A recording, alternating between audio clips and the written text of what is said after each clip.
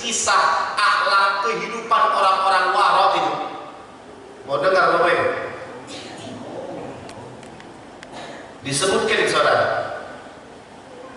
Wa dzakara sayyiduna Abdullah al-Qaddanafallahu fi ba'dil maqmukatabati.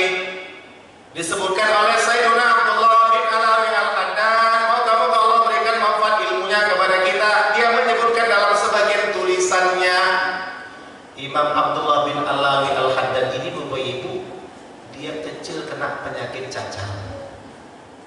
Yang dihantam cacar itu matanya, ternyata sehingga waktu usia kecil pun dia sudah buta. Tapi dalam kondisi buta umur 6 tahun dia hafal Al-Quran. Dalam kondisi buta umur 9 tahun hafal Kutubus Sittah. Di antara dari Kutubus Sittah itu Sahih Bukhari dan Muslim. Dan dalam kondisi buta 11 tahun dia hafal kitab-kitab yang disusun oleh Al-Imam Abu Hamid Muhammad bin Muhammad Al-Ghazali.